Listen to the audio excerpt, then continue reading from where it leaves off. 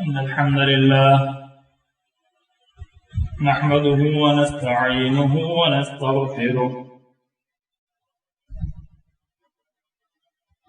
ونعوذ بالله من شرور أنفسنا ومن سيئات أعمالنا من يهده الله فلا مضل له ومن يضلله فلا هادي له ونشهد أن لا إله إلا الله وحده لا شريك له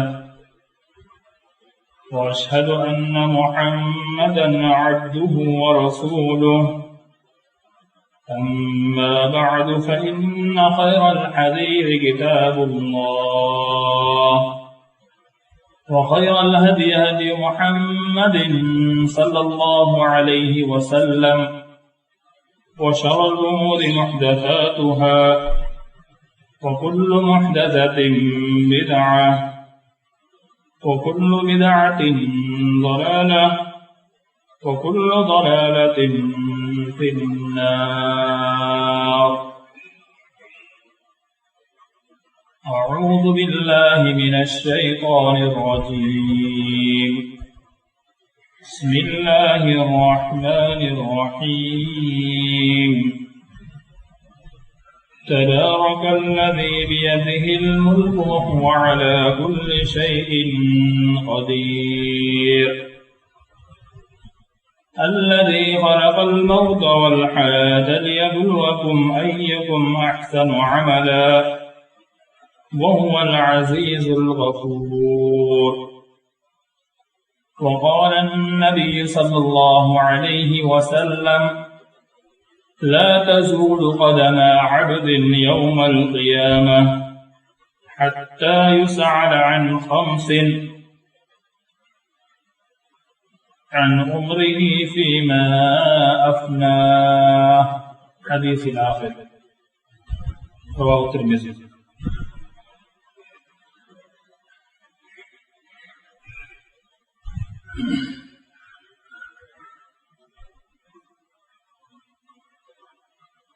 اسلامی بھائی اور بہنوں، اللہ رب العالمین کا ہم جتنا احسان مانیں اتنا ہی کم ہے. یہ دور ٹیکنیکل دور جس میں ہم ٹیکنیکی طور سے اللہ رب العالمین کے اس عظیم نعمت کا ہم بھرپور فائدہ اٹھاتے ہیں. اللہ رب العالمین کی کتنی نعمتیں ہیں، اگر ہم شمار کرنا چاہے تو ہم شمار نہیں کر سکتے، یعنی ہم نہیں کر سکتے. اللہ نے قرآن مجید کے اندر ارشاد فرمایا وَإِن تَعُدُّوا نِعْمَةَ اللَّهِ لَا تُحْصُوهَا، کہ اگر تم اللہ رب العالمین کے انعامات کو گننا چاہو، شمار کرنا چاہو تو اس کو شمار میں نہیں لا سکتے. میرے اسلامی بھائیوں، آج آپ کے سامنے اس لائیو پروگرام میں جس عنوان پر روشنی ڈالنا ہے وہ عنوان آپ کے سامنے اس سے پہلے بیان کیا جا چکا، انسانی زندگی کے 4 مراحل. کوئی بھی انسان ان 4 مراحل سے خالی نہیں ہے. انسان اگر ان 4 مراحل سے خالی ہونا بھی چاہے تو انسان ان 4 مراحل سے خالی نہیں ہو سکتا. وہ 4 مراحل میں آپ کے سامنے انشاءاللہ اس کو واضح کروں گا.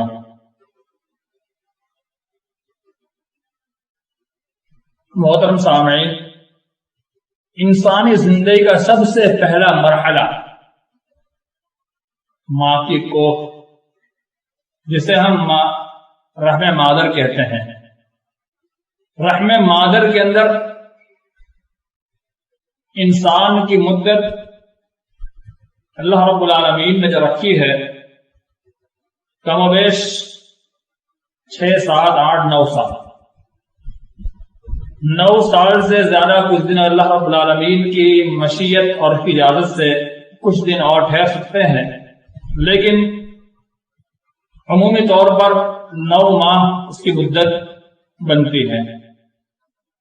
اور مادر رحم کے اندر انسان اللہ رب العالمین کے بھروسے ہوتا ہے۔ اگر انسان اپنے رحم مادر والی زندگی کو یاد کر لے تو اللہ رب العالمین کے تمام احسانات کو وہ بخوبی ویسے ہی مانے گا جیسے پروردگار عالم نے جیسے انسان پر رحم اور اس کا احسان ہے۔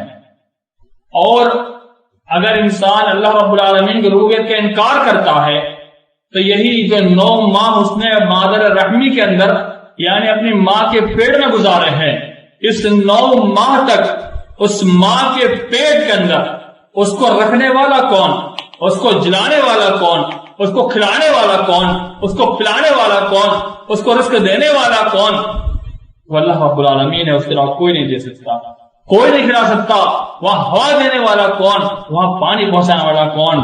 اور اسے پانی، ہوا اور یہ سورج کی تپش، یہ تینوں چیزیں انسان کو زندہ رہنے کے لیے ضروری ہے، اور اس کی زندگی ماں کے پیٹ کے اندر وہ اللہ رب العالمین ہی کا ایک بڑا کرشمہ ہے، اللہ رب العالمین ہی کا ایک احسان ہے، ایک فضل ہے، کرم ہے کہ ہم وہاں زندگی گزارتے ہیں۔ اور اس زندگی کے اندر یہ پہلا دور جس میں والدین کا ہم پر بڑا احسان ہوتا ہے، خاص کر والدہ کا اللہ نے کہا وَوَصَّيْنَا الْإِنسَانَ بِوَالِدَيْهِ حَمَلَتْهُ أُمُّهُ وَهْنًا عَلَى وَهْنٍ وَفِصَالُهُ فِي عَامَيْنِ أَنِ اشْكُرْ لِي وَلِوَالِدَيْكَ۔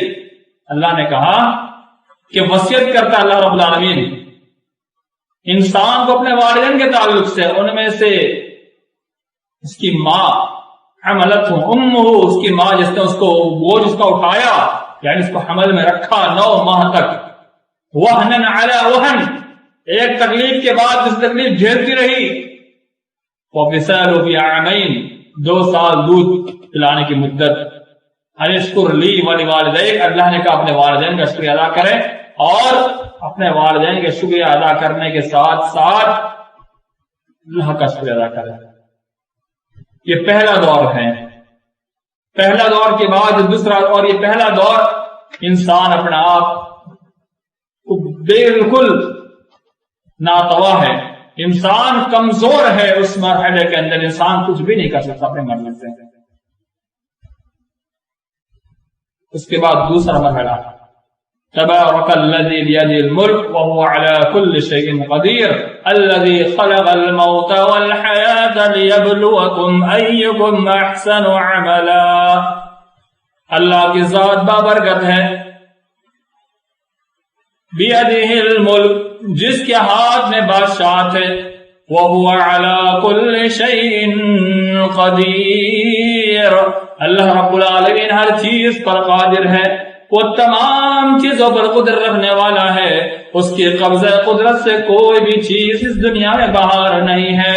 دنیا میں جو بھی کچھ ہوتا ہے اس کی مرضی سے ہوتا ہے، دنیا میں جو بھی کچھ معاملے ہوتے ہیں سارے کے سارے معاملات اسی کے مرضی سے ہوتے ہیں، انسان کے بس میں کچھ بھی نہیں۔ الذي خلق الموت والحياة ليبلوكم أيكم أحسن عملا۔ الذي خلق الموت، جو ہر چیز پر قادر ہے، اسی نے اپنے ایک صفت بیان فرمائی، قادر کون ہے؟ الذي خلق الموت والحياة، قادر کون ہے؟ قادر وہ ہے جس نے خلق الموت والحیات، جس نے موت اور زندگی کو پیدا کیا، جس نے موت کو پیدا کیا، والحیات، زندگی کو پیدا کیا، یعنی انسان کے 2 مرحلے یہاں اللہ نے بیان فرما دیے کہ اللہ رب العالمین نے انسان کو اس دنیا میں پیدا فرمانے کے لیے حیات بنائی، اور انسان اس دنیا سے دوسرے عالم میں جانے کے لیے تیسرے عالم میں، تیسرے دور میں پہنچنے کا جو ذریعہ وہ موت ہے، یعنی اس کو اللہ نے موت کو ہی پیدا فرمایا۔ اللہ نے زندگی کو کیوں پیدا کیا اور موت کو کیوں پیدا کیا؟ دوسرے مرحلے کا تعلق تیسرے اور چوتھے سے بڑا گہرا تعلق ہے، بڑا مضبوط تعلق ہے۔ انسان کو سوچنا چاہیے، سمجھنا چاہیے، انسان کو اس میں غور کرنا چاہیے کہ کتنا مضبوط تعلق ہے۔ آئیے میں آپ کے سامنے وضاحت کے ساتھ بیان کرتا ہوں کہ دوسرے کا تعلق تیسرے اور چوتھے سے کس طرح سے ہے۔ پہلے میں آپ کے سامنے چاروں دور بیان فرماؤں، اس کے بعد انشاءاللہ تفصیل خود کروں گا۔ یہاں سے میں تیسرا دور مرنے کے بعد قبر کا دور، چوتھا دور قبر کے بعد عالم برزخ، یعنی آخری مرحلہ جنت یا جہنم۔ قیامت کے بعد والا مرحلہ جنت جہنم کا بڑا ہی خطرناک مرحلہ ہے۔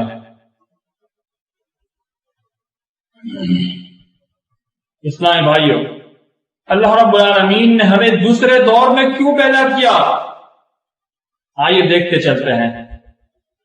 لِيَبْلُوَكُمْ أَيُّكُمْ أَحْسَنُ عَمَلًا، اللہ رب العالمین نے ہمیں دوسرے دور میں اس لیے پیدا کیا، لِيَبْلُوَكُمْ أَيُّكُمْ أَحْسَنُ عَمَلًا، موت اور زندگی کو پیدا کرنے کا مقصد اللہ رب العالمین نے واضح کر دیا۔ لِيَبْلُوَكُمْ أَيُّكُمْ أَحْسَنُ عَمَلًا، کہ اللہ رب العالمین تم کو آزمائے گا، اور اللہ دیکھنا چاہتا ہے لِيَبْلُوَكُمْ أَيُّكُمْ أَحْسَنُ عَمَلًا، کہ اللہ دیکھنا چاہتا ہے تم میں کون بہتر عمل کرنے والا ہے، تم میں کون اچھا عمل کرنے والا ہے۔ یہ اللہ رب العالمین تمہارا معاملہ دیکھنا چاہتا ہے کہ کون اچھے عمل کرے گا، کون برا عمل کرے گا۔ اس دوسرے دور کے اندر اگر ہم نے اچھے اعمال کیے، ہم نے بہتر اعمال کیے، تو اس کے بعد کا جو مرحلہ آئے گا، دو مرحلے، ایک قبر قیامت، اس کے بعد جنت اور جہنم کا مرحلہ، یہ انسان کے لیے بڑا آسان ہو جائے گا۔ اگر اس دنیا میں انسان نے بہتری کے لیے کام نہیں کیا، بہتر اعمال نہیں کیے، اچھے کام نہیں کیے، تو اس کا ایک خواب ہوگا جو خواب ہی رہ جائے گا، اس کی تعبیر نہیں ہو پائے گی۔ یہ دوسرا دور جو ہمیں بڑا پیارا دور ہے، ہمیں بڑا پسند ہے، ہم یہ سوچتے ہیں کہ دنیا میں ہمیشہ باقی رہے۔ ہم سے پہلے بڑے بڑے اقوام آگے گئی، قوم سمود آئی، قوم عاد آئی، قوم شعیب آئی، قوم نوح آئی، بنی اسرائیل آئے، فرعون کی قوم آئی، حامان، قارون، فرعون، شداد، بڑے بڑے بادشاہ گزرے۔ انہوں نے اس دنیا کے اندر ہمیشہ رہنے کا بندوبست فرما لیا، انہوں نے اس دنیا کے اندر ہمیشہ والی زندگی گزارنے کی پلاننگ کر لی۔ اللہ رب العالمین نے قرآن مجید میں واضح انداز میں ارشاد فرما دیا، وَمَا هَذِهِ الْحَيَاةُ الدُّنْيَا إِلَّا لَهْوٌ وَلَعِبٌ وَإِنَّ الدَّارَ الْآخِرَةَ لَهِيَ الْحَيَوَانُ۔ اے وہ لوگ سن لو جو اس دنیا کے اندر عیش و عشائش زندگی گزارنا چاہتے ہیں، صرف عیاشی کرنا چاہتے ہیں، صرف فحش کام میں لگے رہنا چاہتے ہیں، وہ اس دنیا کے اندر اپنے اعمال کا جائزہ لے، اپنے اعمال کو دیکھے، اپنے اعمال کو دیکھنے کے بعد اپنے اعمال کے متعلق وہ خود غور و خوض کر لے۔ اللہ نے کہا وَمَا الْحَيَاةُ الدُّنْيَا إِلَّا لَعِبٌ وَلَهْوٌ۔ سورہ عنکبوت میں اللہ نے فرمایا کہ دنیاوی زندگی صرف کھیل و تماشا ہے، إِلَّا لَهْوٌ وَلَعِبٌ، سوائے کھیل و تماشے کے علاوہ کچھ نہیں ہے۔ چند دنوں کی زندگی ہے، ہم گزار دیں گے، ہنسی خوشی جیسے گزر جائے گی، اس کے بعد وَإِنَّ الدَّارَ الْآخِرَةَ لَهِيَ الْحَيَوَانُ، آخرت کی زندگی ایک لمبی زندگی ہے، وہ ہمیشہ کی زندگی ہے، وہ ختم ہونے والی نہیں۔ دوسرا دور ختم ہو جائے گا، انسان مٹ جائے گا، 50-60 سال کی زندگی گزارنے کے بعد انسان ختم ہو جائے گا۔ انسان کے 50-60 سال بعد ختم ہونے کے بعد یہ دنیا زندگی ختم ہے۔ اللہ رب العالمین نے قرآن مجید کے اندر کئی مقامات پر ہمیں ابارا وَلَلْآخِرَةُ خَيْرٌ وَأَبْقَىٰ، اللہ نے کہا کہ آخرت، وَلَلْآخِرَةُ خیر بہتر ہے، سب سے بہتر، انتہائی بہتر ہے، اس دنیاوی زندگی سے آخرت بہتر ہے۔ وَلَلْآخِرَةُ خَيْرٌ وَأَبْقَىٰ، اور ایک چیز ابقا کہاں، ہمیشہ باقی رہنے والی ہے، وہ کبھی ختم ہونے والی نہیں ہے۔ یہ چوتھا دور جو کبھی ختم نہیں ہوگا، اس سے معلوم ہوا دوسرا دور یہ ہمارے تیسرے اور چوتھے دور کی پلاننگ ہے۔ آئیے آپ کے سامنے اور کچھ باتیں میں پیش کرتا ہوں، انشاءاللہ آپ ضرور اس سے اندازہ لگائیں گے دوسرے دور کا تعلق چوتھے دور سے اور تیسرے دور سے کتنا گہرا ہے۔ لا تزول قدم عبد یوم القیامہ،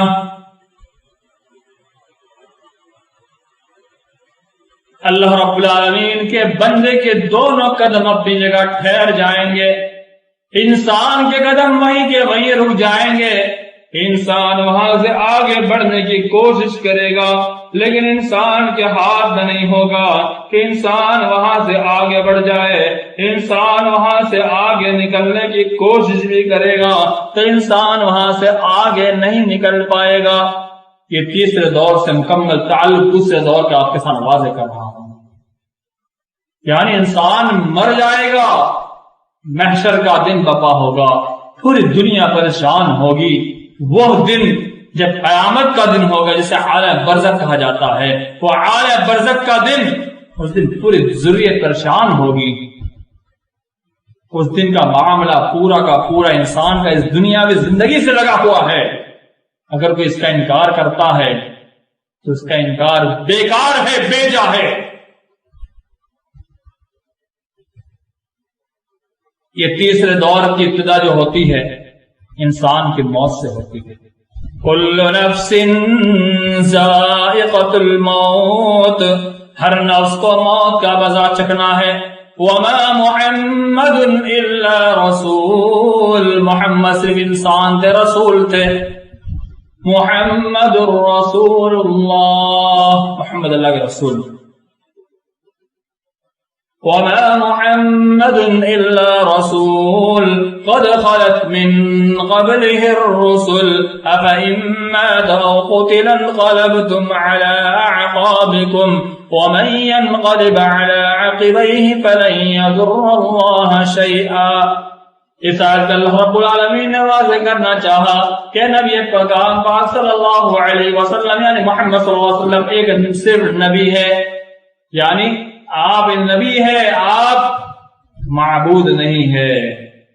آپ کو بھی اس دنیا میں مرنا ہے، اس لیے کہ اللہ لا الہ الا هو الحی القیوم، اللہ کی وہ ذات ہے ہمیشہ باقی رہنے والی ہے، ہر چیز فنا ہونے والی ہے۔ کل من علیہا فان وَيَبْقَى وَجْهُ رَبِّكَ ذُو الْجَلَالِ وَالْإِكْرَامِ۔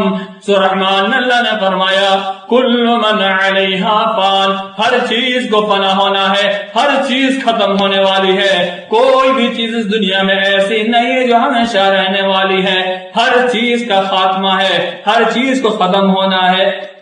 وَيَبْقَى وَجْهُ رَبِّكَ ذُو الْجَلَالِ وَالْإِكْرَامِ، صرف اللہ رب العالمین کا چہرہ باقی رہے گا، یعنی اللہ کی ذات صرف اس دنیا میں باقی رہنے والی ہے، یعنی اللہ کے علاوہ ہر ایک کو موت آنا ہے، اللہ کے علاوہ سب کو مرنا ہے، اللہ کے علاوہ سب کو ختم ہونا ہے، فنا ہونا ہے۔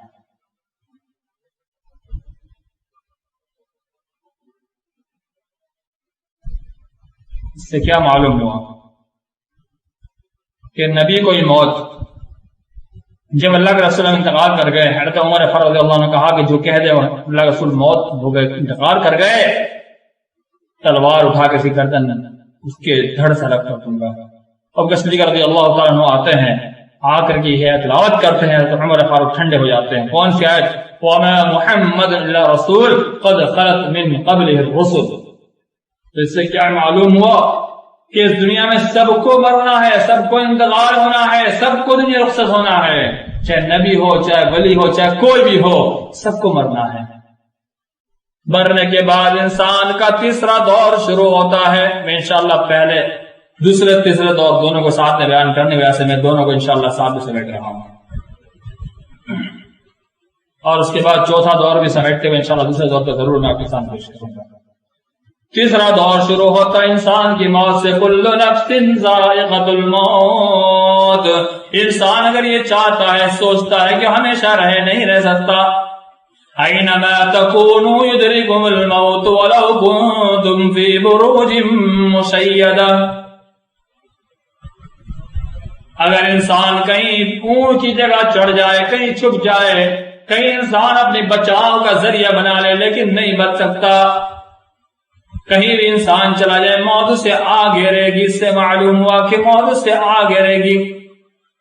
اور اس سے ایک بات اور واضح ہوتی ہے کہ انسان بچنا چاہتا ہے لیکن نہیں بچ پاتا. نوح علیہ السلام کا واقعہ کے سامنے موجود ہے. حضرت نوح علیہ السلام کے بیٹے نے کیا کہا تھا کہ جب سیلاب آئے گا, جب پانی بھرے گا تو میں کسی اونچے ٹیلے پہ چڑھ جاؤں گا. لیکن اونچے ٹیلے پہ چڑھ جاتا ہے لیکن وہاں بھی پانی پہنچ جاتا ہے. یعنی اس کو موت وہاں گرنا تھا, موت اس کو وہاں پکڑ لیا. فرعون اپنے آپ کو بادشاہ انا ربکم الاعلی کا دعویٰ کرنے والا, وہ کہتا ہے کہ میں سب سے بڑا رب ہوں, لیکن اسے بھی پانی نے آ گرا اور ختم کر دیا, مستنابود کر دیا. اللہ نے اس کو مثال بنا دیا. اس سے کیا معلوم ہوتا ہے کہ موت ہر کسی کو آنا ہے. حضرت صلی اللہ علیہ وسلم آسمان اٹھائے گئے ہیں, لیکن روز قیامت سے پہلے ضرور دنیا میں آئیں گے, ان کو وفات ہوگی. یعنی ہر ایک کو مرنا ہے. مرنے کے بعد سب سے پہلی منزل قبر کی منزل. حضرت عثمان غنی رضی اللہ تعالی عنہ کے غلام حضرت حانی بیان کرتے ہیں, وہ کہتے ہیں, حضرت عثمان غنی رضی اللہ تعالی عنہ کو مخاطب کرتے ہوئے کہتے ہیں, اے عثمان, جب اللہ کے رسول ان کی صفت بیان کرتے ہیں پہلے کہ حضرت عثمان رضی اللہ عنہ قبر کے پاس جب کھڑے ہوتے تھے اتنا روتے کہ آپ کے آنسو سے آپ کی داڑیاں تر ہو جایا کرتی تھی. حضرت عثمان رضی اللہ تعالی عنہ غلام بیان کرتا ہے کہ عثمان غنی رضی اللہ تعالی عنہ ان کی صفت بیان کرتے ہوئے کہ جب وہ قبر پر کھڑے ہوتے تھے آپ کی آنکھوں سے اتنے آنسو گرتے کہ آپ کی داڑیاں تر ہو جایا کرتی. حضرت عثمان غنی رضی اللہ تعالی عنہ سے کہا گیا کہ عثمان یہ بتلاؤ, آپ کے سامنے جنت کا تذکرہ ہوتا ہے, جہنم کا تذکرہ ہوتا ہے, آپ کے سامنے آخرت کا تذکرہ ہوتا ہے, آپ کے آنکھ سے آنسو نہیں نکلتے, آپ قبر پہ اتنا کیوں روتے ہیں, آپ قبر پہ اتنا کیوں روتے ہیں, کیا وجہ ہے قبر پہ رونے کی؟ اللہ کے رسول صلی اللہ علیہ وسلم کی زبان سے سنی ہوئی حدیث بیان کرتے ہیں. حدیث کیا ہے؟ اللہ کے رسول صلی اللہ علیہ وسلم کی زبان سے سنی ہوئی حدیث. حضرت عثمان غنی رضی اللہ عنہ بیان کرتے ہیں, الفاظ پہ غور کیجئے, الفاظ کے ایک ایک حرف پہ غور کیجئے. اللہ کے رسول صلی اللہ علیہ وسلم کے الفاظ پر قربان جائیے. آپ نے کیا الفاظ استعمال کیے؟ ان القبر اول منازل الاخرہ, کہ سن لو قبر منزلت پہلی منزل آخرت کی. یعنی انسان مرنے کے بعد جب انسان اپنی منزل طے کرنا شروع کرتا ہے تو قبر سب سے پہلی منزل ہے. یہ قبر سب سے پہلی منزل ہے جو 6 فٹ کی ہوتی ہے. انسان اس گڈھے میں اتار دیا جاتا ہے, اس میں اتارنے کے بعد ہم گھر چلے آتے ہیں. انسان جو مر گیا وہ اندر پڑا ہوا ہوتا ہے. ہم شاید تصور کرتے ہوں گے کہ ایک قبر چھوٹی سی, اس میں ہم نے اتار دی, معاملہ ختم ہو گیا. آج کہتے ہیں 4 دن کی چاندنی, پھر کیا ہونا, یہ دنیا کی زندگی پریشانی پھر ختم ہو جائے گی. یہ ایسے ختم نہیں ہونے والی, مان والو, ایسے ختم نہیں ہونے والی ہے. یہ ختم کیسے ہوگی؟ یہ ہمارے اعمال سے ختم ہوگی. ایک حدیث آپ کے سامنے پیش کر دوں. انسان جب مرتا, اللہ نے فرمایا انسان جب مرتا ہے اس کے ساتھ 3 چیزیں جاتی ہیں, اس کا مال, اس کے اعمال اور اس کے گھر والے. اس کے مال، اس کا اعمال، اس کے گھر والے 3 چیز جاتی ہے، 2 چیزیں واپس آ جاتی ہے، گھر والے دفنا کر چلے آتے ہیں، اس کا مال اس کے واپس آ جاتا ہے۔ مال سے مراد یہ کہ جو اس کو اٹھا کے لے جاتے ہیں یا جو بھی سامان سادن جو وہاں تو اس کو پہنچانے کے لیے استعمال ہوتا ہے وہ سارا کا سارا واپس آ جاتا ہے، اور کمایا ہوا مال اس کا ورثہ میں بڑھ جاتا ہے، وہ کچھ نہیں لے جا سکتا۔ اگر اس کے ساتھ کوئی چیز جاتی ہے تو اس کے اچھے یا برے اعمال جاتے ہیں، وہی اچھے اور برے اعمال قبر میں اس کے ساتھ رہتے ہیں۔ تو اس لیے اچھی زندگی قبر میں گزارنا ہے، کس رات اور اچھا پانا ہے تو اعمال صالحہ کیجیے۔ اللہ کے رسول صلی اللہ علیہ وسلم نے فرمایا ان القبر اول منازل الاخرہ، کہ آخرت کی تمام منازل میں پہلی منزل قبر ہے۔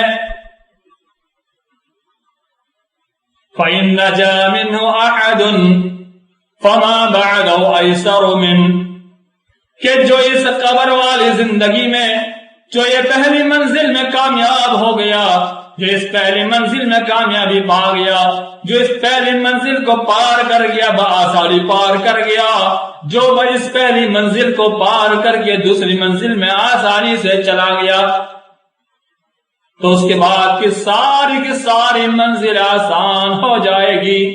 اگر یہ پہلی منزل فَإِن لَّمْ يَنْجُ مِنْهُ أَحَدٌ فَمَا بَعْدَهُ أَشَدُّ مِنْهُ، اللہ کے رسول صلی اللہ علیہ وسلم نے فرمایا، میرے صحابہ سن لو کہ اگر یہ پہلی منزل دشوار ہو گئی، یعنی قبر میں دشواری آ گئی، قبر میں انسان پریشان ہو گیا، قبر میں انسان اللہ رب العالمین نے جو ہمیں اس دنیا میں بھیجا ہے اور ہم نے اسی زندگی اس کے مطابق نہیں گزاری، تو قبر کی زندگی بڑی دشوار ہو جائے گی۔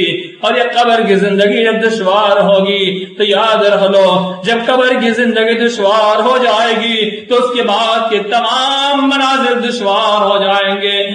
اللہ کے رسول صلی اللہ علیہ وسلم نے اس سے بہتر انداز میں بتلایا کہ اس کے بعد کی ساری منزلیں ہمارے لیے دشوار ہوتی جائے گی، تو اگر ہمیں اس کے بعد کی ساری منزلیں بہتر بنانی ہے تو ہمیں اس پہلی منزل کے لیے بڑی کوشش کرنی ہوگی، بڑی جدوجہد کرنی ہوگی۔ یہ ترمذی شریف کی روایت ہے۔ آئیے ایک حدیث اور آپ کے سامنے پیش کروں۔ ایک روایت حضرت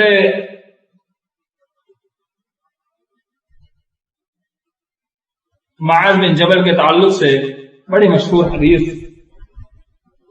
حدیث کے راوی حضرت عبداللہ بن عمر رضی اللہ تعالی عنہ بیان کرتے ہیں کہ حضرت معاذ بن جبل رضی اللہ تعالی عنہ جب اس دنیا سے رخصت ہوئے، انتقال ہوئے، حضرت سعد بن معاذ رضی اللہ تعالی عنہ ان کے تعلق سے اللہ کے رسول صلی اللہ علیہ وسلم نے کیا الفاظ بتلائے، دیکھیے۔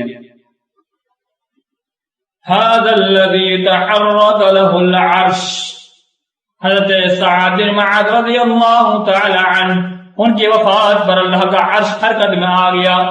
وفتحت له ابواب السماء، حضرت سعد بن معاذ رضی اللہ تعالی عنہ ان کے لیے اللہ کا عرش تو حرکت میں آیا، لیکن ساتھ میں آسمان کے 7 دروازے بھی کھول دیے گئے۔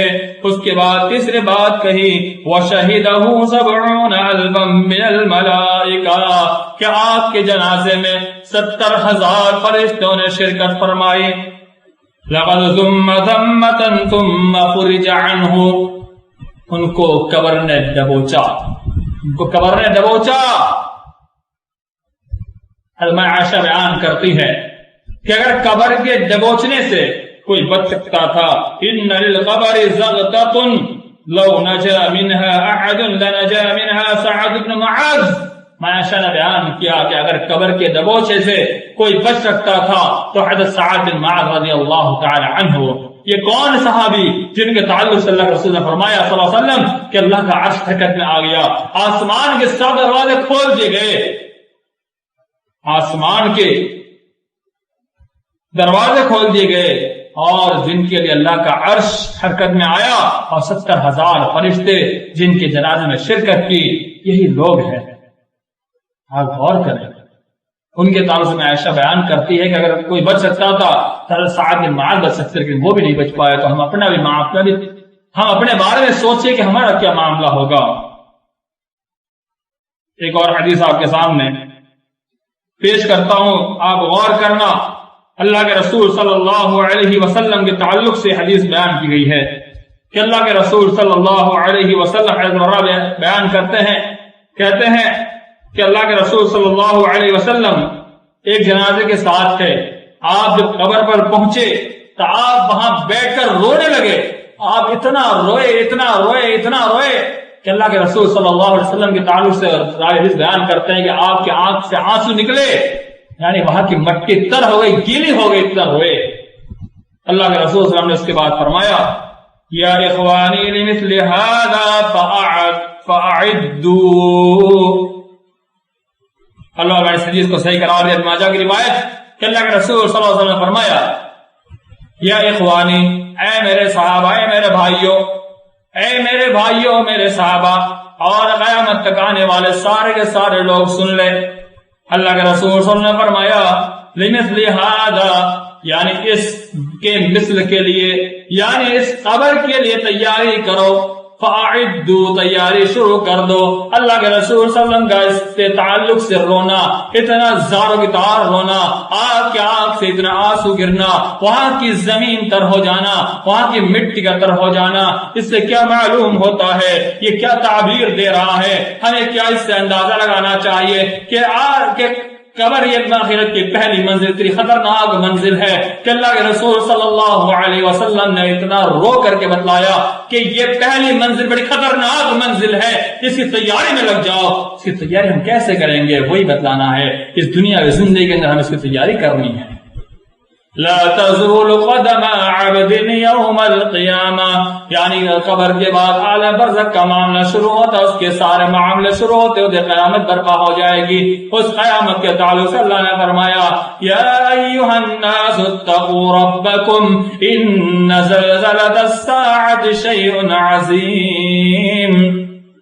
یا ایھا الناس، اے لوگو، اتقوا ربکم، تو اپنے رب سے ڈر جاؤ، خوف پاؤ۔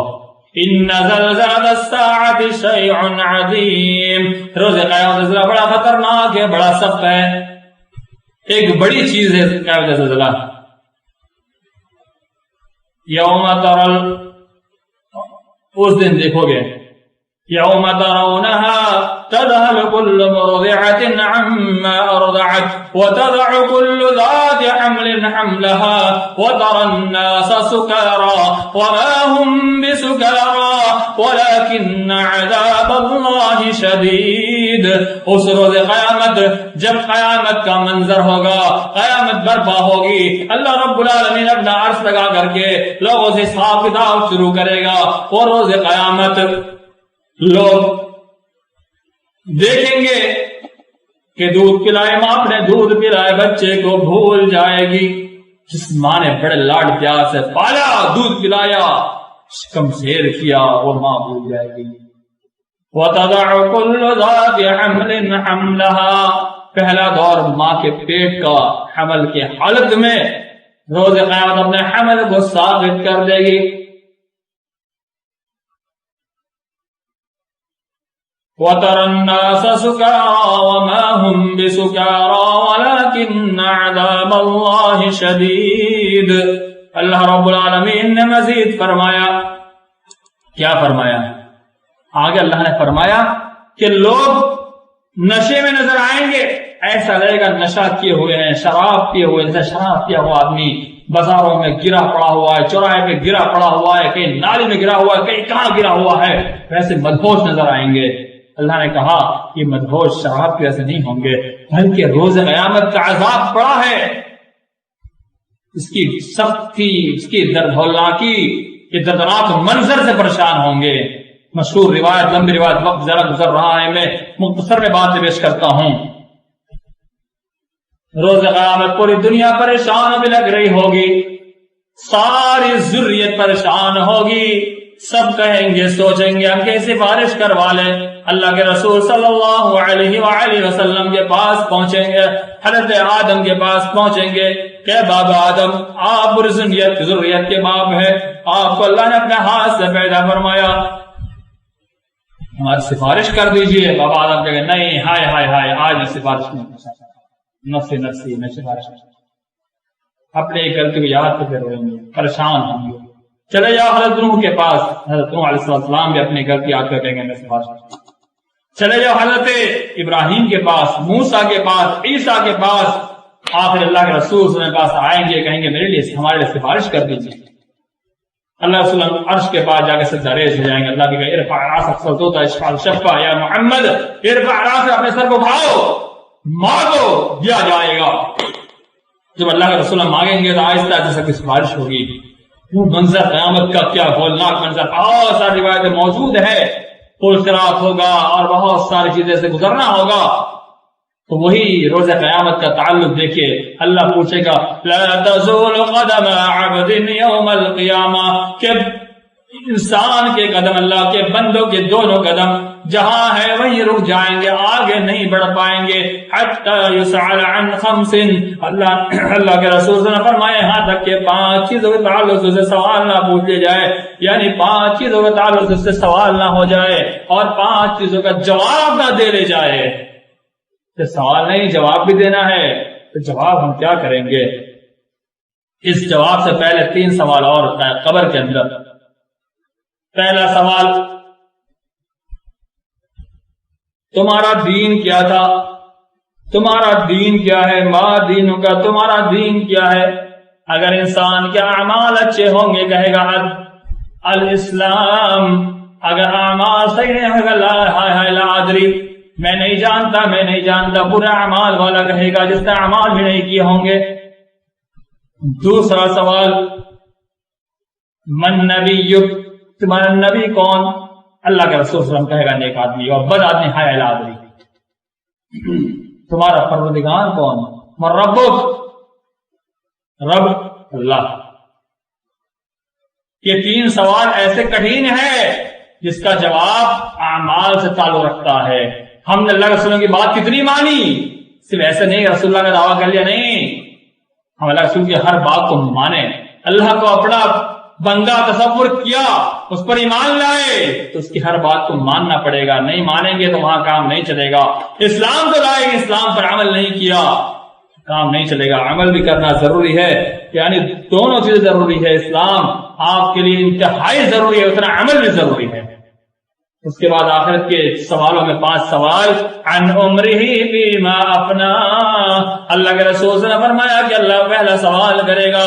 بعض حدیث میں کوئی ترجمان نہیں ہوگا, کوئی ٹرانسلیٹر نہیں ہوگا, کوئی وہاں پر آپ کی جانب جواب دینے والا نہیں ہوگا. آپ سے سوال ہوگا, آپ ہی کو جواب دینا ہوگا. پہلا سوال عن عمرہ فیما افنا, اس سوال کے اندر انسان کی حالت خستہ ہو جائے گی. اس سوال کے اندر انسان پریشان ہو جائے گا کہ تو نے اپنی عمر کو کہاں کھپایا, تجھے اتنی عمر ملی, 60 سالہ عمر ملی, 70 سالہ عمر ملی. دوسرے سے تعلق دیکھیے کتنا گہرا ہے. دوسرے دور سے تیسرے کا تعلق دیکھیے. دوسرے دور میں آپ آئے, آپ نے کتنا اچھا عمل کیا, آپ نے کتنا نیک عمل کیا, آپ نے زندگی کے اندر کتنے اچھے اعمال کر کے اس دنیا سے گئے, اور عمر کے ایک ایک سیکنڈ, ایک ایک منٹ کا پوچھا جائے گا.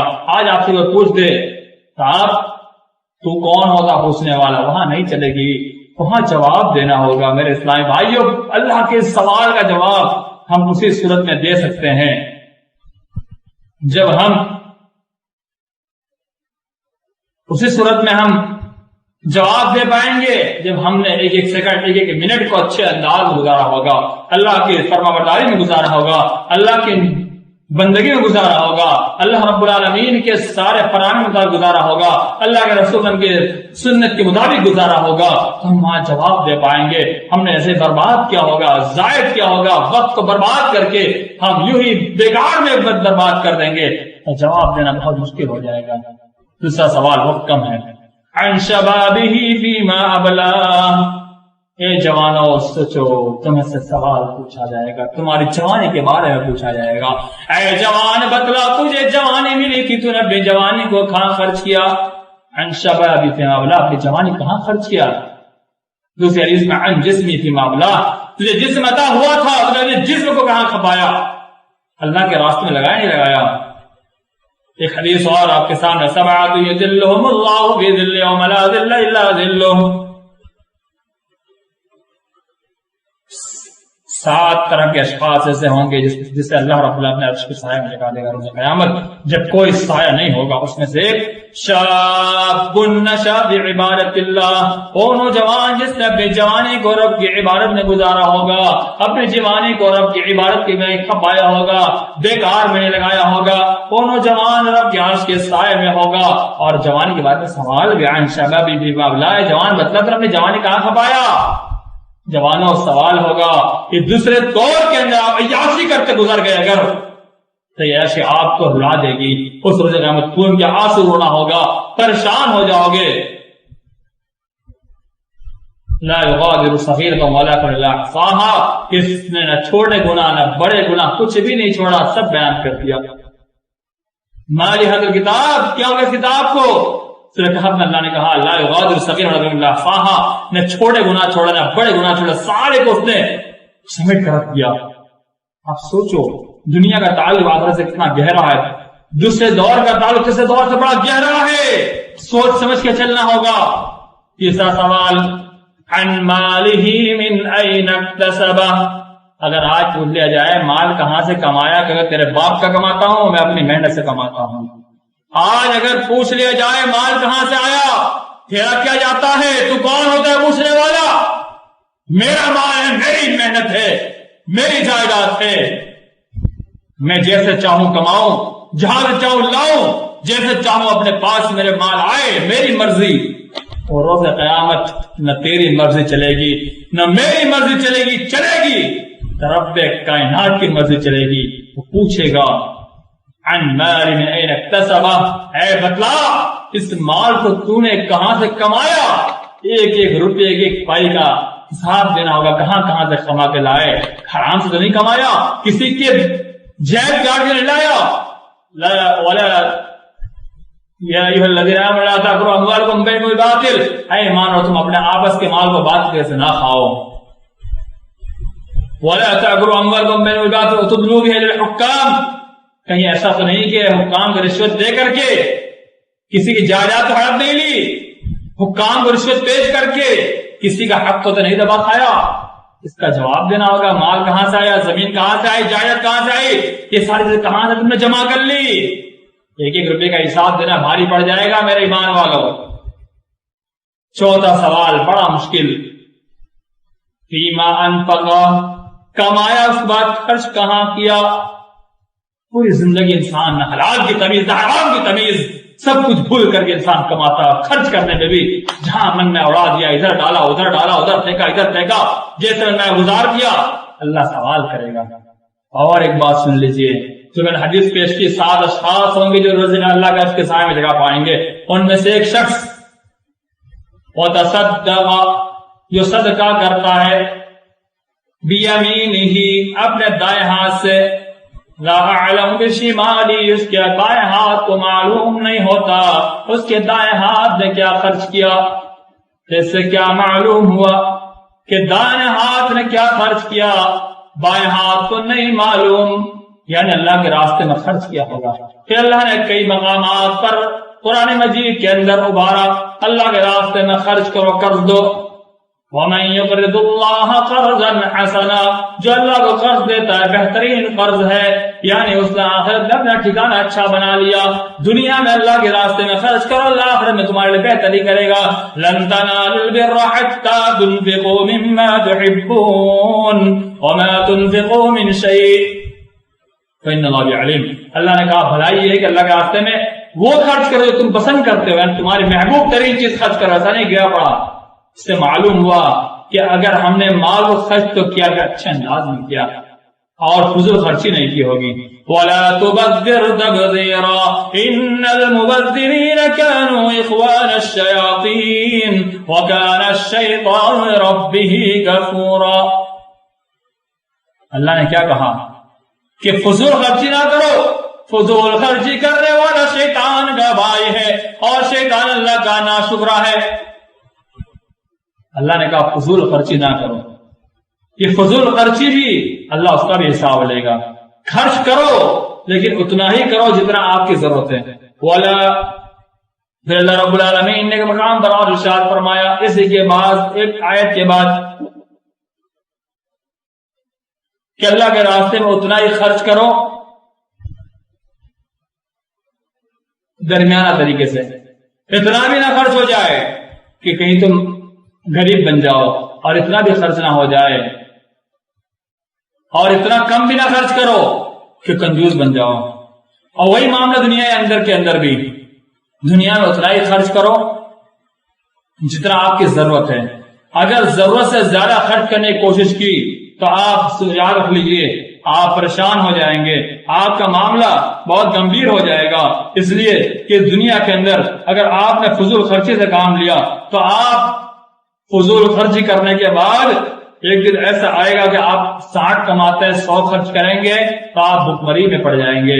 ایسا وقت آئے گا کہ ہو سکتا ہے آپ کو بھیک مانگنے کی ضرورت پڑ جائے، ایسا وقت آ جائے کہ آپ اس سے پریشان ہو جائے کہ آپ اپنا خرچہ خود نہ چلا سکو۔ اس لیے اللہ نے کہا وَلَا تَجْعَلْ يَدَكَ مَغْلُولَةً إِلَىٰ عُنُقِكَ وَلَا تَبْسُطْهَا كُلَّ الْبَسْطِ فَتَقْعُدَ مَلُومًا مَحْسُورًا۔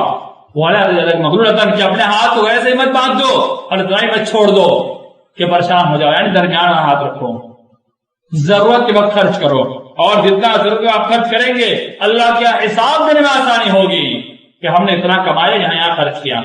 لیکن آج ہوتا کیا ہے، ہمارے بہت سارے مسلمان کے خرچ کہاں ہوتے ہیں، سینما محالوں میں خرچ ہوتے ہیں۔ اللہ معاف کرے، اللہ مجھے سچ بولنے کی توفیق دے، میں بولنے جا رہا ہوں آج بہت سارے مسلمانوں کے پیسے کوٹھے پہ خرچ ہوتے ہیں، کوٹھے پہ یعنی طوائف خانے کے اندر خرچ ہوتے ہیں، سینما ہالوں میں خرچ ہوتے ہیں۔ آج بہت سارے مسلمانوں کے پیسے آج جانے کون کچھ خرافات میں خرچ ہوتے ہیں۔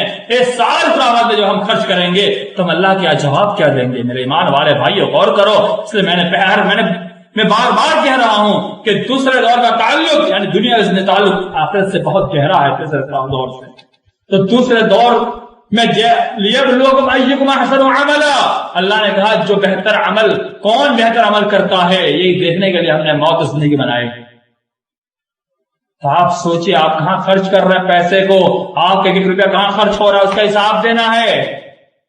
آپ سوچ سمجھ کے خرچ کیجئے۔ آپ اپنے بیٹے کی ناجائز مانگ پوری کرنے میں خرچ نہ کیجئے۔ ادارہ چلاتے ہوئے بہت سارے گارجن آتے ہیں اور یہ شکایت کہتے ہیں، بہت سارے باپ نے آ کے مجھ سے کہا، میں خود ایک پرنسپل ہوں اور میرے پاس نہ جانے پھرتے طلباء کے معاملات ایسے آتے ہیں اور میں اپنا ایکسپیرینس آپ کے سامنے بیان کرتے ہوئے آگے بڑھوں۔ کہتے ہیں کہ ہم ان سے صرف ایک چیز چاہتے ہیں، ایک چیز وہ کیا؟ ہم کو تعلیم دیں۔ ہم ان سے صرف تعلیم یعنی چاہتے کہ پڑھ لے، ہم تو اس کی ساری خواہشات پوری کرنے تیار ہے، ہم ان کی سارے خواہشات پوری کر رہے ہیں، ہم ان سے صرف ایک چیز مانگ رہے ہیں۔ یہی غلط فہمی ہے، یہی غلطی ہے۔ ساری خواہش پوری نہیں کی جا سکتی، جائز ناجائز ساری خواہشات ہم بچوں کی پوری کرنے میں تلے ہوئے ہیں، بچے کی ہر مانگ پوری کرنے میں تلے ہوئے ہیں۔ نہیں، آپ کا بچہ فضول خرچی کرنا سیکھ رہا ہے، آپ اس کی جائز طور پر بھی بہت ساری چیزوں کے اندر اس کی خواہش پوری نہ کیجیے، بلکہ جتنی ضرورت ہے اس ضرورت کے بغیر اس کو آپ چیز کیجیے، یہ اس کے لیے بہتری ہے۔ اس کی زندگی کو بنانے کا طریقہ یہ ہے کہ جتنی اس کی ضرورت ہے اتنی اس کو مہیا کیا جائے، بس یہی سب سے بہتر یہ ہے۔ اور آپ اگر فضول خرچی کریں گے اور اس کی ساری خواہش پوری کرنے کی کوشش کریں گے تو آپ سے وہ ہر خواہش پوری کروائے گا۔ میں نے تعلیم کی مثال دی کہ میں پڑھنا نہیں چاہتا ہوں، یہ بھی خواہش آپ کو پوری کروانے کی کوشش کرے گا۔ اگر آپ کی خواہش پوری نہیں کریں گے تو آپ کے سامنے وہ اس بارے میں بھی نہیں بولے گا۔ ایک مثال کا میں نے بتا دی، تو بچوں بھی اتنا ہی خرچ کرے، اس کی جائز تمنا پوری کرے، ایسا نہ ہو کہ ناجائز طور پر اس کے پر خرچہ کرنے لگ جائے۔ چوتھی پانچویں 4 سوال بہت ہی گمبھیر سوال جو پوری دنیا کو گھیر لیا۔ 5واں سوال بہت اہم ہے میرے ایمان والے بھائیوں، اس پر آپ غور کرنا اور سوچنا کہ ہم نے علم تو بہت حاصل کر لیا، بہت پڑھ لیے، بہت جان لیے، عمل کتنا کیا؟ وعن علمه فيما عمل. اللہ کے رسول صلی اللہ علیہ وسلم نے فرمایا کہ روز قیامت ایک سوال اور ہوگا. وہ سوال یہ ہوگا کہ اے مسلمان بتلا انسان بتلا، تو نے دنیا کا علم تو بہت حاصل کیا تھا، خوب یوٹیوب پر بیٹھتا تھا، خوب سوشل میڈیا پہ چلتا تھا، خوب لائیو دیکھتا تھا، خوب تقریر سنتا تھا، خوب جمعہ خطبے سنتا تھا، خوب دروس سنتا تھا، خوب تقریر سنتا تھا، پوری رات اجلاس میں نکالتا تھا، پوری رات بیانات سنتا تھا، خوب علم حاصل کر لیا. اس علم پر کتنا عمل کیا، اس کا جواب دینا ہوگا. کتنا عمل کیا؟ علم تو بہت حاصل کر لیا، ارے علم تو پورا بھرمار، عمل کتنا کیا؟ یعنی ایک علم ہوتا ہے کہ آپ عمل کے لیے علم حاصل کریں، یہ ہر ایک کے لیے لازم و ضروری واجب ہے. طلب العلم فریض علی کل مسلم، میں جا روایت صحیح روایت اللہ رسول نے فرمایا صلی اللہ علیہ وسلم کہ طلب العلم فرض کہ ہر مسلمان پر علم کا حاصل کرنا مرد اور پر فرض ہے، واجب ہے. یہی علم کہ جس پر آپ عمل کریں، یعنی آپ کے عمل کے لیے علم حاصل کرنا یہ واجب ہے. اس سے زائد علم حاصل کرنا یہ فرض کفایہ ہے، جو حاصل کرے نہ کرے کوئی بات. اس کا علم آپ کو ضرور ہونا چاہیے کہ جس سے آپ عمل کر سکے. یعنی عمل کے لیے علم تو حاصل کر لیا، لیکن عمل کتنا کیا، یہ سوال کا جواب بڑا مشکل ہو جائے گا. یعنی اس سے معلوم ہوا کہ انسان اپنے فہم کی عمر کو پہنچتا ہے، بلوغت کے بعد سے مرتے وقت تک پوری چیز اس کے اندر داخل ہو گئی کہ یعنی بلوغت سے لے کر مرتے وقت تک اس نے کتنا اپنے علم پر عمل کیا. اس کا جواب بہت آسانی سے نہیں دیا جائے گا. ایمان والے بھائیوں، بڑی مشکل ترین موقع ہے اس کے جواب. یہ 5 سوال آؤٹ ہے، 3 سوال اس سے پہلے خبر کے آؤٹ ہے، لیکن اس کا جواب رٹنے سے نہیں ہوگا، پوری زندگی بھر ہمیں لگانا ہوگا. یعنی جب سے ہمیں بالغ ہوئے ہیں تب سے لے کر مرتے وقت تک ہمیں اس کے لیے بہت زیادہ تیاری کرنی ہوگی، بہت تیاری کرنی ہوگی. چوتھا دور آئیے وہ بھی ہم دیکھتے چلتے ہیں. چوتھا دور جنت و جہنم وقت کا گزر گیا. میں انشاءاللہ مختصر میں اس کو ختم کرتا ہوں. جنت اور جہنم کا دور ہوگا. عمل سے اس کا تولنا ہم کرتے ہیں. ما سلككم في سقر قالوا لم نك من المصلين ولم نك نطعم المسكين. جہنمی دوزخی جنت والوں سے پوچھیں گے کہ بتلاؤ تمہیں جہنم میں کس چیز نے ڈال دیا، تم جہنم میں کیوں داخل ہو گئے، تمہارا ٹھکانہ جہنم کیسے بن گیا، کیا ماجرا تھا؟ وہ کہیں گے لم نک من المصلین، ہم نماز نہیں پڑھتے تھے. یہ تو کلی طور پر نماز چھوڑنے والے، لیکن نماز سستی کرنے والے. الذین هم عن صلاتهم ساہون الذین هم یراؤون ویمنعون الماعون. وہ لوگ جو نماز میں سستی کرتے ہیں، کاہلی سے کام لیتے ہیں، سستی سے کام لیتے ہیں. جو سستی سے کام لیتے ہیں اس کا ٹھکانہ ویل ہے. ویل اللہ نے کہا ویل ہے. ویل کیا چیز ہے؟ وسیع بیان کرتے ہیں جہنم میں سب سے نچلا درجہ جہاں پہ جہنم کی گندگی کیٹ گر رہی ہوگی وہاں پر نماز میں سستی کا ڈال دیا جائے گا. پھر اللہ نے کہا ان المنافقین یخادعون اللہ وهو خادعهم واذا قاموا الى الصلاة قاموا كسالى يراءون الناس ولا يذكرون الله الا قليلا. کہ منافق اللہ کو دھوکہ دینا چاہتے ہیں، وہ اپنے آپ کو دھوکہ دے رہے ہیں. کیسے؟ نماز پڑھتے ہیں کہ سستی کے ساتھ پڑھتے ہیں. اللہ نے اس کے بعد کئی آیت کا فرمایا ان المنافقین فی الدرک الاسفل من النار ولن تجد لهم نصیرا. کہ منافقین جہنم میں سب سے نچلے طبقے میں ہوں گے. یہ نماز میں سستی کرنے والوں کے تعلق اللہ نے فرمایا سب سے نچلے طبقے میں ہوں گے. فخلف من بعدهم خلف اضاعوا الصلاة واتبعوا الشهوات فسوف يلقون غيا. اللہ نے کہا کہ بعد میں ایسے لوگ آئے نماز کو ضائع کرنے، برباد کرنے لگے، نماز میں سستی کر کے ایک دم ختم ہی کر دی، نماز پڑھنا ہی ترک کر دیا. واتبعوا الشهوات، اور شہوات یعنی اپنی منمانی زندگی گزارنے لگے، دل نے جو چاہا کر لیا، باقی سب چھوڑ چھاڑ دیا. فسوف يلقون غیا، تو اللہ نے اس کے تعلق سے فرمایا کیا کہا؟ فسوف يلقون غیا، کہ وہ ان قریب غیا میں ڈال دیں گے، یعنی جہنم میں اتار دے جائیں گے، جہنم میں داخل کر جائیں گے، جہنم میں ڈال دیں گے، برے برے جہنم میں اتار دی جائیں گے، جہنم میں ڈال دی جائیں گے۔ غیا یہی ویل کی تفسیر، وہی غیا کی تفسیر ہے۔ آخری چیز جنت، یہ جہنم کا معاملہ دیکھیے دنیا کے اعمال سے جڑا ہوا ہے، اب جنت کسے ملے گی؟ اللہ نے کہا قد افلح المؤمنون الذین هم فی صلاتهم خاشعون، مومنین کامیاب ہو گئے۔ کون مومنین؟ اللہ نے بعض اوصاف بیان فرمائے ہیں، وہ صفت اللہ نے کہا وہ جو نماز کو خوش و خضوع پڑھتے ہیں، والذین عن اللغو معرضون، جو لغو کام سے بچتے ہیں، والذین هم للزکاۃ فاعلون، وہ لوگ جو اللہ رب العالمین کے راستے میں زکات ادا کرتے ہیں، والذین هم لفروجهم حافظون، اور وہ لوگ جو اپنی شرمگاہ کی حفاظت کرنے والے ہیں۔ پھر اللہ نے فرمایا الا علی ازواجہم او ما ملکت ایمانکم فانہم غیر ملومین فمن ابتغى وراء ذلك فاولئک هم العادون، یعنی اپنی بیوی اور اپنے لونڈی کی راہ کسی بس کے استعمال نہیں کرتے، اس کی حفاظت کرتے ہیں۔ پھر اللہ رب العالمین نے آگے فرمایا والذین هم لاماناتهم وعهدهم راعون، وہ جو اللہ رب العالمین کی امانت اور اس کی دنیا میں امانت اس کو ملی ہے اور اللہ کے وعد اور عہد کی رعایت کرتے ہیں، اس کی خلاف ورزی نہیں کرتے، امانت میں خیانت نہیں کرتے۔ اور اللہ نے آگے فرمایا والذین هم علی صلاتهم یحافظون اولئک هم الوارثون الذین یرثون الفردوس هم فیہا خالدون۔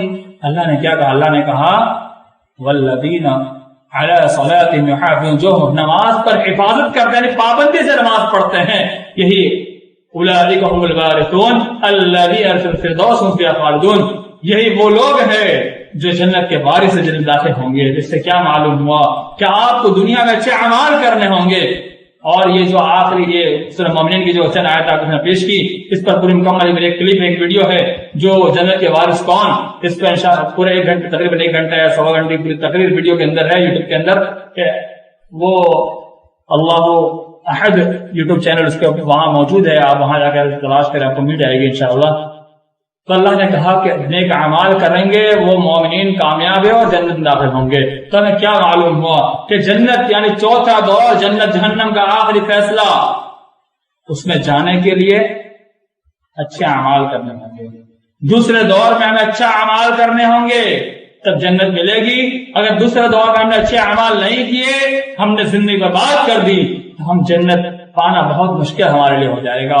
ہمارا ٹھکانہ جو قرآن کے آیت سے ہم نے سنا دوزخ بن سکتا ہے، اور بہت ساری احادیث آیات ایسی بتلاتی ہے۔ بعد میں انسان عذاب بھگتتے بھگتتے بھگتتے کئی سال گزرنے کے بعد، کئی مدت گزرنے کے بعد انسان جنت میں جائے گا۔ اس کے دل میں ذرہ برابر ایمان، جیسے میں نے آپ کے ساتھ حدیث بیان فرمائی یا محمد شفا، آپ شفاعت کیجیے، آپ شفاعت قبول کی جائے گی اللہ کے رسول شفاعت سے، آہستہ آہستہ جنت داخل کیا جائے گا، لیکن کچھ مدت تک تو اس کو وہاں اپنے ٹھکانے میں رہنا پڑے گا۔ لیکن کافروں کے لیے آخری ٹھکانہ جہنم ہے، اس کے علاوہ کوئی ٹھکانہ نہیں۔ لوگ انکار کرتے ہیں جنت جہنم کا، اس آیت کل من علیہا فان ویبقى وجہ ربک ذو الجلال والاکرام، کہ ہر چیز فنا ہونے والی ہے۔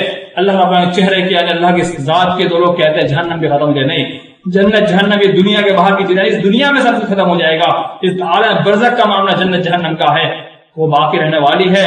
تو آپ سے آخری بات میں یہ کہنا چاہتا ہوں کہ آپ دوسرے دور پر زیادہ فوکس کیجئے، اس پہ اچھے اعمال کیجئے، اور تیسرا اور چوتھے دور کو ہم مد نظر رکھتے ہوئے ہم اس دنیا میں زندگی گزاریں گے تو یہ دنیا زندگی ہماری بڑی اچھی گزرے گی، بڑی بہتر گزرے گی، اور ہم بڑے سکون میں گزاریں گے، اور دنیا کے اندر ہم اچھے اچھے اعمال کریں گے۔ دنیا کمائیے، ضرورت کے وقت کمائیے، آپ آخرت پر زیادہ توجہ دیجیے۔